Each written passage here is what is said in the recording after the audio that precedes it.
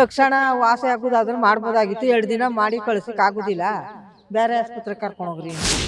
Emergency ಅಂದ್ರೂ ICU ward ಇಲ್ಲ ಅಂತ. ICU ವಾರ್ಡ್ ರೆಕಮೆಂಡ್ ಇರೋರು ಕೊಡ್ತಾರೆ. ನಾರ್ಮಲ್ ಪೀಪಲ್ಸ್ಗೆ ICU ವಾರ್ಡ್ ಸಿಗ್ತದೆ. ಒಂದು ವಾರ ಇದ್ನಲ್ಲಮ್ಮ, ಏನು ತೊಂದರೆ ಇಲ್ಲ. ಒಂದು ಸೊಳ್ಳೆ ಇಲ್ಲ, ಒಂದು ನೊಣ ಇಲ್ಲ, ಒಂದು ಇರುವೆ ಇಲ್ಲ ಜಾಗದಲ್ಲಿ. ನಿದ್ದೆ ಮಾಡ್ರೆ ಮನೇಲಿ ಮಕ್ಕಂದಂಗೆ ಆಗುತ್ತೆ, ಹಂಗಾಗುತ್ತೆ. ನಮಸ್ತೆ ವೀಕ್ಷಕರೇ, ನಾವಿವತ್ತು ವಿಕ್ಟೋರಿಯಾ ಆಸ್ಪತ್ರೆಗೆ ಬಂದಿದ್ದೀವಿ. ಎಲ್ಲೆಡೆ ವಿಕ್ಟೋರಿಯಾ ಆಸ್ಪತ್ರೆಯಲ್ಲಿ ಬೆಡ್ಡಿನ ಸಮಸ್ಯೆ ಇದೆ ಅನ್ನುವಂಥ ವಿಚಾರ ಎಲ್ಲೆಡೆ ಹರಿದಾಡ್ತಾ ಇದೆ. ಹಾಗಾದ್ರೆ ನಿಜವಾಗ್ಲೂ ಇಲ್ಲಿ ಬೆಡ್ಡಿನ ಸಮಸ್ಯೆ ಇದೆಯಾ? ಬರ್ತಿರುವಂಥ ಪೇಷಂಟ್ಗಳನ್ನು ಡಾಕ್ಟರ್ ಸರಿಯಾಗಿ ಟ್ರೀಟ್ಮೆಂಟ್ ಮಾಡ್ತಾ ಇಲ್ವಾ, ಅಥವಾ ಬೆಡ್ಡಿನ ಕೊರತೆಯಿಂದಾಗಿ, ಅಥವಾ ಆಸ್ಪತ್ರೆಯಲ್ಲಿ ಪೇಷಂಟ್ಗಳ ಬರುವ ಸಂಖ್ಯೆ ಹೆಚ್ಚಾಗಿರೋದ್ರಿಂದ ಬೆಡ್ಡಿನ ಸಮಸ್ಯೆ ಏನಾದರೂ ಕಾಡ್ತಾ ಇದೆಯಾ? ಇದ್ರ ಬಗ್ಗೆ ಡಾಕ್ಟರ್ ಏನು ಹೇಳ್ತಾರೆ, ಹಾಗೆ ಇಲ್ಲಿ ಬಂದಿರುವಂತಹ ಪೇಷಂಟ್ಗಳು ಏನು ಹೇಳ್ತಾರೆ, ಇದ್ರ ಬಗ್ಗೆ ಪೇಷಂಟ್ನ ಮತ್ತೆ ಡಾಕ್ಟರ್ನ ಮಾತಾಡ್ಸೋಣ ಬನ್ನಿ. ಅಡ್ಮಿಷನ್ಗೆ ಏನಾದ್ರು ಬಂದಿದ್ರಾ? ಅಡ್ಮಿಟ್ ಏನಾದ್ರು ಮಾಡಕ್ ಬಂದಿದ್ರಾ ಪೇಷಂಟ್ನ? ಬಂದಿದ್ರು. ಅದೇ ಇದು ಜಾಂಡೀಸು ಜಾಸ್ತಿ ಆಗ್ಬಿಟ್ಟದೆ, ಮೀರೋಗದೆ. ಅದಕ್ಕೆ ಅಂದ್ಬಿಟ್ಟು ಎಲ್ಲ ಸ್ಕ್ಯಾನಿಂಗು ಎಲ್ಲ ಬರ್ದಿದ್ರು. 3 ದಿವಸ ಆಯಿತು, ಮಂಗಳವಾರ ಬಂದಿದ್ದು. ಎಲ್ಲ ಮಾಡಿಸ್ತೋ, ಅದಕ್ಕೆ ಬೇರೆ ಆಸ್ಪತ್ರೆಗೆ ಕರ್ಕೊಂಡೋಗ್ರಿ. ತಕ್ಷಣ ವಾಸಿ ಆಗೋದಾದ್ರೆ ಮಾಡ್ಬೋದಾಗಿತ್ತು. 2 ದಿನ ಮಾಡಿ ಕಳ್ಸಕ್ಕೆ ಆಗೋದಿಲ್ಲ, ಬೇರೆ ಆಸ್ಪತ್ರೆಗೆ ಕರ್ಕೊಂಡೋಗ್ರಿ ಅಂದರು. ಯಾಕೆ ಬೇರೆ ಹಾಸ್ಪಿಟ್ಲ್ ಕರ್ಕೊಂಡು ಹೋಗಕ್ಕೆ ಹೇಳಿದ್ದು? ಏನು ಗೊತ್ತು, ಏನಾದ್ರು ಬೆಡ್ ಏನಾದ್ರು ಸಮಸ್ಯೆನಾ? ಯಾವ ತರ ಅಂದ್ರೆ ಏನೋ ಒಟ್ಟಿನಲ್ಲಿ ಹಂಗೆ ನೋಡಿಂತೆ ಇದ್ರ ಮೇಲೆ ಮಲಗಿದ್ದು ಪೇಷಂಟು ಮಲಗಿಸ್ಕೊಂಡು 2 ದಿನಕ್ಕೆ ಅಡ್ಮಿಟ್ ಮಾಡ್ಕೊಳಿಕ್ಕಾಗಲ್ದು, ಬೇರೆ ಕಡೆ ಕರ್ಕೊಂಡು ಹೋಗ್ರಿ, ಇದು ಮೀರೋಗದೆ ಅಂದ್ಬಿಟ್ರು. ನೀವು ಕೇಳಿಲ್ವಾ ಏನಕ್ಕೆ ಅಡ್ಮಿಟ್ ಮಾಡ್ಕೋತಿಲ್ಲ? ಅವ್ರು ಹಂಗಂದ್ಮೇಲೆ ನಾವೇನು ಗೊತ್ತಾಗತ್ತಾರೆ ನಮಗೆ. ಅದಕ್ಕೆ ನಮ್ಮ ಅಣ್ಣ ಅವರು ಬೇರೆ ಕಡೆ ಎಲ್ಲ ಕೇಳುವ ಅಂತ ಹೋಗವ್ರೆ ಆಸ್ಪತ್ರೆಗೆ. ಇಲ್ಲಿದ್ದೀವಿ. ಬೇರೆ ಯಾವ್ದಾದ್ರು ಗೌರ್ಮೆಂಟ್ ಹಾಸ್ಪಿಟ್ಲಿಗೆ ಹೇಳಿದಾರಾ ಅಥವಾ ಏನೋ ಪ್ರೈವೇಟ್ ನೋಡ್ಬೇಕಾ? ಅವ್ರು ಇಂಥದ್ಕೆ ಅಂತ ಹೇಳ, ಬೇರೆ ಕಡೆ ಕರ್ಕೊಂಡೋಗ್ರಿ ಆಸ್ಪತ್ರೆಗೆ ಅಂದ್ರು. ಎಷ್ಟು ದಿನ ಆಯ್ತು ಬಂದ್ ನೀವು? ಮಂಗಳವಾರ ಬಂದು. ಮಂಗಳವಾರದಿಂದ ಇಲ್ಲೇ ಇದ್ದೀರಾ? ಇಲ್ಲೇ ಇದ್ದು. ಯಾವ ಊರಿಂದ ಬಂದಿರೋದು? ನಾವು ಚಿಕ್ಕಮುಕ್ಕೋಡ್ಲಿಂದ. ಬೆಂಗಳೂರಿನವರೇ ನೀವು? ಹಾಸ್ಪಿಟಲ್ ಬಂದಿದ್ದೀವಿ. ತಾಯಿಗೆ ಪ್ಯಾರಾಲಿಸಿಸ್ ಆಗಿದೆ. ನಿನ್ನೆ ತುಂಬಾ ತಿರುಗಿಸಿದ್ರು. ಈ ಕಡೆ ಬಿಲ್ಡಿಂಗಿಂದ ಆ ಕಡೆ, ಆ ಕಡೆ ಬಿಲ್ಡಿಂಗಿಂದ ಈ ಕಡೆ, 3 ಕಡೆ ನಮಗೆ ಹಾಸ್ಪಿಟ್ಲಿಂದ ಹೋಗಿ ಬಂದಿದ್ದೀವಿ. ನ್ಯೂರಾಲಜಿಸ್ಟ್ ಇಲ್ಲ ಅಂತ ಹೇಳಿದ್ರು, ಇಲ್ಲಿ ಕೊಟ್ಟಿದ್ರು. ಇಲ್ಲಿನ ಆ ಕಡೆ PMSSYನಲ್ಲಿ ಬರೀ 5 ಬೆಡ್ ಇದೆ ಅಂತ ಹೇಳಿದ್ರು. ಅಲ್ಲಿಗೆ ಹೋಗಿ ಅಂದರು. ಯಾವುದೇ ಈ ಕಡೆ ಆಪೋಸಿಟಲ್ಲಿ ತುರ್ತು ಇದೆ, ಅಲ್ಲಿಗೆ ಹೋಗಿ ಅಂದರು. ಅಲ್ಲಿ ಒಂದು 4-5 ಸಾರಿ, ಒಂದು 4 ಗಂಟೆ 5 ಗಂಟೆಗೆ ಬಂದಿದ್ದಕ್ಕೆ 9:30 ಆಗಿದೆ ನಮ್ಮ ಪೇಷಂಟ್ ಇನ್ ಮಾಡ್ಕೊಳ್ಳೋದು. ಎಮರ್ಜೆನ್ಸಿ ಅಂದ್ರೂ ICU ವಾರ್ಡ್ ಇಲ್ಲ ಅಂತ. ICU ವಾರ್ಡ್ ರೆಕಮೆಂಡ್ ಇರೋರು ಕೊಡ್ತಾರೆ. ನಾರ್ಮಲ್ ಪೀಪಲ್ಸ್ಗೆ ICU ವಾರ್ಡ್ ಸಿಗ್ತಾ ಇಲ್ಲ. ನಾರ್ಮಲ್ ಪೀಪಲ್ಸ್ ಸಿಗ್ತಾನೆ, ರೆಕಮೆಂಡೇಶನ್ VIP ಗಳಿಗೆ ಸಿಗ್ತಾ ಇದೆ, ನಮಗಿಲ್ಲ ಅಂತ. ಈಗಲೂ ಪೇಷಂಟ್ ಅಲ್ಲೇ ಇದ್ದಾರೆ. ಅಲ್ಲಿದ್ದರೆ ಅವ್ರಿಗೆ ಪೇಷಂಟ್ಗೆ ಈಗಲೂ ಟ್ರೀಟ್ಮೆಂಟ್ ಬೆಳಗ್ಗೆಯಿಂದ ಹೇಳಿದ್ದೀನಿ ಡಾಕ್ಟರ್ಸ್ಗೆ. ಇದು ಅವ್ರಿಗೆ ಕಫ ಕಟ್ತಾ ಇದೆ, ಕಫದ ಇದಾಕಿ ಅಂದರೆ ಹಾಕಲಿಲ್ಲ. ಆಮೇಲೆ ನರ್ಸ್ಗಳು ಕೇಳಿದ್ರೆ ಡಾಕ್ಟರ್ನೇ ಕೇಳಬೇಕು ಅಂತಾರೆ. ಬೆಡ್ಡು ಅದೇ ನಾರ್ಮಲಲ್ಲಿ ಹಾಕಿದ್ದಾರೆ. ICU ಅದು ಬ್ರೈನ್ ಸ್ಟ್ರೋಕ್ ಆಗಿದೆ, ಬ್ರೈನ್ ಫ್ಲಾಟ್ ಆಗಿದೆ. ಏನೇ ಆಗಲಿ ನೀವು ಆಪ್ರೇಷನ್ ಮಾಡಿ ಅಂತ 3 ಹಾಸ್ಪಿಟ್ಲು, ಮೊನ್ನೆ ಮಾನಸಾಗುವಿಂದ ಸತ್ಯಸಾಯಿ ಹಾಸ್ಪಿಟ್ಲು ಚಿಕ್ಕಬಳ್ಳಾಪುರ, ಅಲ್ಲಿಗೆ ಹೋದರೆ ಅವರಲ್ಲಿ ನಮ್ಮಲ್ಲಿ ಇಲ್ಲ ಅಂತೇಳಿ ಇಲ್ಲಿಗೆ ಕೊಟ್ಟರು. ನಿಮಾನ್ಸ್ ಕೊಟ್ಟರು, ನಿಮಾನ್ಸಲ್ಲೂ ಇಲ್ಲ ಅಂದರು. ಇಲ್ಲಿಗೆ ಕೊಟ್ಟರು ಅವರು. ಇಲ್ಲಿ ಕೇಳಿದ್ರೆ ಈ ಥರ ಪರಿಸ್ಥಿತಿ. ಕ್ಲೀನಿಂಗಲ್ಲಿನೂ ಕರೆಕ್ಟಾಗಿದೆ, ಕ್ಲೀನಿಂಗ್ ಇದೆ, ಸೆಕ್ಯೂರಿಟಿ ಸಿಸ್ಟಮ್ ಟೈಟ್ ಇದೆ, ಬೇರೆ ಎಲ್ಲ ಚೆನ್ನಾಗಿದೆ. ಈ ರೀತಿ ಪಬ್ಲಿಕ್ಗೆ ತೊಂದರೆ ಆಗ್ತಾಯಿದೆ. ಅರಣ್ಯ ಆಗಿತ್ತಮ್ಮ, ನಮಗೆ ಆಸ್ಪತ್ರೆ ಇದು ಆಪರೇಷನ್ ಆಗಬೇಕಾಗಿತ್ತು, ಅದಕ್ಕೆ ಬಂದಿದ್ದೀವಿ. ಆಯ್ತಮ್ಮ, ಒಂದು ವಾರ ಆಯ್ತಮ್ಮ ಇವತ್ತಿಗೆ. ಕರೆಕ್ಟಾಗಿ ಸಿಕ್ಕಿತಮ್ಮ. ಏನು ಸಮಸ್ಯೆ ಆಗಿಲ್ಲ. ಚೆನ್ನಾಗಿ ಮಾಡ್ತಾರಮ್ಮ ಡಾಕ್ಟರ್ ಎಲ್ಲ, ಚೆನ್ನಾಗಿ ಮಾಡ್ತಾರೆ. ಸೂಪರ್ ಅಮ್ಮ, ಏನು ತೊಂದರೆ ಇಲ್ಲ, ಚೆನ್ನಾಗಿ ಮಾಡ್ತಾರೆ. ನಮಗೆ ಅನ್ಬೇಕು ಚೆನ್ನಾಗಿ ಕಾಣಿಸ್ತದಮ್ಮ. ಚೆನ್ನಾಗಿ ಕಾಣಿಸ್ತದೆ. ಚೆನ್ನಾಗಿ ನೋಡ್ತಾರಮ್ಮ, ಏನು ತೊಂದರೆ ಏನಿಲ್ಲ.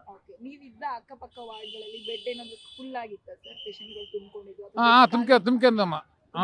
ತುಂಬ್ಕೊಂತಾರ, ಮತ್ತೆ ಡಿಸ್ಚಾರ್ಜ್ ಮಾಡ್ತಾರ, ಮತ್ತೆ ಬರ್ತಾರ ಹೋಗ್ತಾರ ಜನ. ಅಂದ್ರೆ ಇದೆಮ್ಮ, ಅವ್ರಿಗೆ ಆತ್ಕ ಎಕ್ಸ್ಟ್ರಾ ಬೇರೆ ಇದಾವೆ. ಹಾಸಿಗೆ ಹಾಸೋರು ಬೇರೆ, ಕಸ ಗುಡ್ಸೋರು ಬೇರೆ, ಅವೆಲ್ಲ ಚೆನ್ನಾಗಿ ಮಾಡ್ತಾರಮ್ಮ. ಚೆನ್ನಾಗಿ ಒಂದು ವಾರ ಇದ್ನಲ್ಲಮ್ಮ, ಏನು ತೊಂದರೆ ಇಲ್ಲ. ಒಂದು ಸೊಳ್ಳೆ ಇಲ್ಲ, ಒಂದು ನೊಣ ಇಲ್ಲ, ಒಂದು ಇರುವೆ ಇಲ್ಲ ಜಾಗದಲ್ಲಿ. ನಿದ್ದೆ ಮಾಡ್ರೆ ಮನೇಲಿ ಮಕ್ಕಂದಂಗೆ ಆಗುತ್ತೆ, ಹಂಗಾಗುತ್ತೆ. ಎಸ್, ಕೇಳಿದ್ರಲ್ಲ ವೀಕ್ಷಕರೇ, ಪೇಷಂಟ್ ಏನು ಹೇಳ್ತಾರೆ, ಒಂದಿಷ್ಟು ಜನ ಪೇಷಂಟ್ ಹೇಳ್ತಾರೆ ಹೌದು ನಮಗೆ ಬೆಡ್ಡಿನ ಕೊರತೆ ಆಗ್ತಾ ಇದೆ, ICUಗೆ ಏನಿದ್ರು ರೆಕಮೆಂಡು ಮತ್ತು ಏನು VIP ಗಳು ಏನಿದ್ದಾರೆ ಅವ್ರುಗಳಿಗೆ ಮಾತ್ರ ICU ಬೆಡ್ಗಳನ್ನು ಪ್ರೊವೈಡ್ ಮಾಡ್ತಾ ಇದ್ದಾರೆ, ಜನರಲ್ ವಾರ್ಡ್ಗಳಲ್ಲಿ ಮಾತ್ರ ನಮಗೆ ಅಡ್ಮಿಷನ್ ಸಿಗ್ತಾ ಇದೆ. ಹಾಗೆ ಇನ್ನೊಂದಿಷ್ಟು ಪೇಷಂಟ್ಗಳು ಹೇಳ್ತಾರೆ, ಆಲ್ರೆಡಿ ಅಡ್ಮಿಟ್ ಆಗಿ ಡಿಸ್ಚಾರ್ಜ್ ಆಗ್ತಿರುವಂತಹ ಪೇಷಂಟ್ಗಳು ಹೇಳ್ತಾರೆ ತುಂಬ ಚೆನ್ನಾಗಿ ವಿಕ್ಟೋರಿಯಾ ಆಸ್ಪತ್ರೆಯಲ್ಲಿ ನೋಡ್ಕೋತಾ ಇದ್ದಾರೆ. ಕ್ಲೀನ್ನೆಸ್ ಇರ್ಬೋದು ಅಥವಾ ಮೇಂಟೆನೆನ್ಸ್ ಇರ್ಬೋದು, ಪ್ರತಿಯೊಂದನ್ನು ಕೂಡ ತುಂಬ ಚೆನ್ನಾಗಿ ನಡೆಸ್ಕೊಡ್ತಾ ಇದ್ದಾರೆ. ಸಿಬ್ಬಂದಿಗಳಿರ್ಬೋದು, ಪ್ರತಿಯೊಬ್ಬರು ಕೂಡ ತುಂಬ ಚೆನ್ನಾಗಿ ನಡ್ಕೋತಾ ಇದ್ದಾರೆ. ಡಾಕ್ಟರ್ಸ್ ಕೂಡ ತುಂಬ ಚೆನ್ನಾಗಿ ಟ್ರೀಟ್ಮೆಂಟ್ ಮಾಡ್ತಾ ಇದ್ದಾರೆ ಅಂತ ಹೇಳ್ತಾರೆ. ನಮಸ್ತೆ ವೀಕ್ಷಕರೇ, ನಾವಿವತ್ತು ವಿಕ್ಟೋರಿಯಾ ಆಸ್ಪತ್ರೆಯಲ್ಲಿ ಇದ್ದೀವಿ. ನಮ್ಮ ಜೊತೆ ಡಾಕ್ಟರ್ ದೀಪಕ್ ಅವರಿದ್ದಾರೆ, ವೈದ್ಯಕೀಯ ಅಧೀಕ್ಷಕರು. ಏನಂತಂದ್ರೆ ಇತ್ತೀಚೆಗೆ ವಿಕ್ಟೋರಿಯಾದಲ್ಲಿ ಬೆಡ್ಗಳ ಕೊರತೆ ಇದೆ, ಪೇಷಂಟ್ಗಳು ಸಮಸ್ಯೆಗೆ ಈಡಾಗ್ತಾ ಇದ್ದಾರೆ ಅನ್ನುವಂಥ ಸುದ್ದಿ ಕೇಳಿ ಬರ್ತಾ ಇದೆ. ಹಾಗಾದ್ರೆ ಯಾವಾಗಲೂ ಕೂಡ ವಿಕ್ಟೋರಿಯಾದಲ್ಲಿ ಬೆಡ್ಗಳ ಸಮಸ್ಯೆ ಬರ್ತಾ ಇರುತ್ತೆ, ಯಾಕಂತಂದ್ರೆ ಸಾಕಷ್ಟು ಜನ ಪೇಷಂಟ್ಗಳನ್ನ ವಿಕ್ಟೋರಿಯಾ ಆಸ್ಪತ್ರೆಯಲ್ಲಿ ನಿಭಾಯಿಸ್ತಾ ಇರ್ತಾರೆ. ಹಾಗಾದ್ರೆ ಈ ಬಾರಿ ಯಾವ ಕಾರಣಕ್ಕಾಗಿ ಬೆಡ್ಡಿನ ಕೊರತೆ ಬಂದಿರಬಹುದು ಅಥವಾ ಬೆಡ್ಡಿನ ಕೊರತೆ ನಿಜವಾಗಿಯೂ ಇದೆಯಾ ಇಲ್ವಾ, ಇದನ್ನ ಮಾತಾಡ್ಲಿಕ್ಕೆ ನಮ್ಮ ಜೊತೆ ಡಾಕ್ಟರ್ ದೀಪಕ್ ಅವರಿದ್ದಾರೆ. ಅವ್ರನ್ನೇ ಮಾತಾಡ್ಸೋಣ ಬನ್ನಿ. ಸರ್ ನಮಸ್ತೆ. ನಮಸ್ಕಾರ. ಈ ಬಾರಿನೂ ಕೂಡ ಏನಾದರೂ ಸರ್ ಬೆಡ್ಡಿನ ಸಮಸ್ಯೆ ಬಂದಿದ್ಯಾ ಪೇಷಂಟ್ಗಳಿಗೆ? ವಿಕ್ಟೋರಿಯಾ ಆಸ್ಪತ್ರೆ ನಿಮ್ಗೆ ಗೊತ್ತಿರೋಂಗೆ 124 ವರ್ಷಗಳ ಆಸ್ಪತ್ರೆ. ನಮ್ಮಲ್ಲಿ ಆಲ್ಮೋಸ್ಟ್ ವಿಕ್ಟೋರಿಯಾ ಆಸ್ಪತ್ರೆಯಲ್ಲಿ 1000 ಬೆಡ್ ಕೆಪಾಸಿಟಿ ಇರೋಷ್ಟು ಪೇಷಂಟ್ಸ್ ಇದ್ದಾರೆ. ಮೋಸ್ಟ್ ಆಫ್ ದ ಟೈಮ್ಸ್ ನಮಗೆ ಜನರಲ್ ಬೆಡ್ಸು, ಎಲೆಕ್ಟಿವ್ ಬೆಡ್ಸಲ್ಲಿ ಒಂದು 60 to 70% ಬೆಡ್ ಆಕ್ಯುಪೆನ್ಸಿ ಇರುತ್ತೆ. ಸೊ ನಾನು ಕಡಾಖಂಡಿತವಾಗಿ ಹೇಳಬಲ್ಲೆ, ರೆಗ್ಯುಲರ್ ಪೇಷಂಟ್ಸ್ಗೆ ಯಾವತ್ತೂ ನಮಗೆ ಬೆಡ್ನ ಕೊರತೆ ಅಂತ ಹೇಳಲಿಕ್ಕೆ ಸಾಧ್ಯನೇ ಇಲ್ಲ. ಏನೋ ಸ್ವಲ್ಪ ಕೆಲವು ಕನ್ಫ್ಯೂಷನ್ಸಿಂದ ಇಲ್ಲ ಕಮ್ಯುನಿಕೇಷನ್ ಗ್ಯಾಪಿಂದ ಇಲ್ಲ ಪೇಷಂಟ್ಸೇ ಬೇರೆ ಕಡೆ ಹೋಗಬೇಕು ಅಂತ ಆ ದೃಷ್ಟಿಯಿಂದ ಕೆಲವು ಸಲ ಹೋಗಿ ಒಂದೊಂದು ಸಲ ಈ ಥರ ಕಂಪ್ಲೇಂಟ್ಸ್ ಬರುತ್ತೆ. ಬಟ್ ಅದನ್ನೆಲ್ಲ ವಿಚಾರಿಸಿದಾಗ ಇದೇ ಥರ ಯಾವುದೋ ಒಂದು ಸಣ್ಣ ಪುಟ್ಟ ರೀಸನ್ಸ್ ಇರ್ತವೆ ಹೊರತು ನಮ್ಮಲ್ಲಿ ಬೆಡ್ ಯಾವತ್ತೂ 100% ಬೆಡ್ ಆಕ್ಯುಪೆನ್ಸಿ ಇರೋದಿಲ್ಲ. ಯಾಕಂದರೆ ಯಾವುದೇ ಹಾಸ್ಪಿಟಲ್ ತೊಗೊಳ್ಳಿ ನೀವು 100% ಬೆಡ್ ಆಕ್ಯುಪೆನ್ಸಿ ಇರೋದಿಲ್ಲ. ಹವವರ್ ICU ಬೆಡ್ಸಲ್ಲಿ ನಮಗೆ ಒಂದೊಂದು ಸಲ ಕೊರತೆ ಕಾಣುತ್ತೆ. ಯಾತಕ್ಕಂದರೆ ನಮ್ಮ ವಿಕ್ಟೋರಿಯಾ ಹಾಸ್ಪಿಟ್ಲ್ ಸುಮಾರು ಎಲ್ಲ ಕಾಂಪ್ಲೆಕ್ಸ್ಗಳಲ್ಲೂ ಸೇರಿದ್ರು, ನ್ಯೂರೋ ಸರ್ಜರಿ ಆಗಲಿ, ನ್ಯೂರಾಲಜಿ ಆಗಲಿ, ಜನರಲ್ ಮೆಡಿಸಿನ್ ಆಗಲಿ, ರೆಸ್ಪಿರೇಟರಿ ಮೆಡಿಸಿನ್ ಆಗಲಿ, ಇವುಗಳ ICUಗಳಲ್ಲಿ ನಮ್ಗೆ ಸುಮಾರು 65 to 70 ಬೆಡ್ಸ್ ಇರುತ್ತೆ. ಆ 65-70 ಬೆಡ್ಸು ನಮ್ಮ ಈ ಬೆಂಗಳೂರು ಪಾಪ್ಯುಲೇಷನ್ಗೆ ತುಂಬ ಕಡಿಮೆ ಆದರೂ, ಬಟ್ ನಾವು ಇದಕ್ಕೆ ಒಂದೊಂದು ಸಲ ಫುಲ್ ಆಗಿದ್ದಾಗ ನಾವು ಬೇರೆ KC ಜನರಲ್ ಹಾಸ್ಪಿಟ್ಲ್ ಆಗಲಿ, ಇಲ್ಲ ESI ಹಾಸ್ಪಿಟ್ಲ್ ಆಗಲಿ, ಇಲ್ಲ ಜಯನಗರ್ ಜನರಲ್ ಹಾಸ್ಪಿಟ್ಲ್ ಆಗಲಿ, ಈ ಥರ ಗೌರ್ಮೆಂಟ್ ಹಾಸ್ಪಿಟ್ಲ್ ಅಥವಾ ಆಯುಷ್ಮಾನ್ ಭಾರತ್ ಎಂಪ್ಯಾನಲ್ಡ್ ಹಾಸ್ಪಿಟಲ್ಸು ಅಕಸ್ಮಾತ್ ಅಲ್ಲಿ ICU ಬೆಡ್ಸ್ ಏನಾದರೂ ಖಾಲಿ ಇದ್ದರೆ, ನಮ್ಮಲ್ಲಿ ಖಾಲಿ ಇಲ್ಲದಾಗ ಮಾತ್ರ ನಮ್ಮ ಕ್ಯಾಶುಲಿಟಿ ಮೆಡಿಕಲ್ ಆಫೀಸರ್ಸ್ ಅವರು ಅದನ್ನು ಅಲ್ಲಿಗೆ ರೆಫರ್ ಮಾಡ್ತಾರೆ. ಅದು ಹೊರತು ನಾವು ಬೆಡ್ಸನ್ನು ಇಲ್ಲ ಅಂತ ಹೇಳಲಿಕ್ಕೆ ಆಗೋದಿಲ್ಲ. ಆ್ಯಂಡ್ ಮೋರ್ ಓವರ್ ಒಂದು ಸಲ ನಮ್ಮ ಇನ್ಪೇಷಂಟ್ ಆದಮೇಲೆ ನಾವು ಯಾವಾಗಲೂ 2 ಬೆಡ್ಸ್ ಅಥವಾ 3 ಬೆಡ್ಸ್ ಈ ಪೋಸ್ಟ್ ಆಪ್ರೇಟಿವ್ ಪೇಷಂಟ್ಸ್ ಆಗಿರ್ಬೋದು ಅವ್ರಿಗೆಲ್ಲ 2 ಬೆಡ್ ರಿಸರ್ವ್ ಮಾಡೇ ಇರ್ತೀವಿ.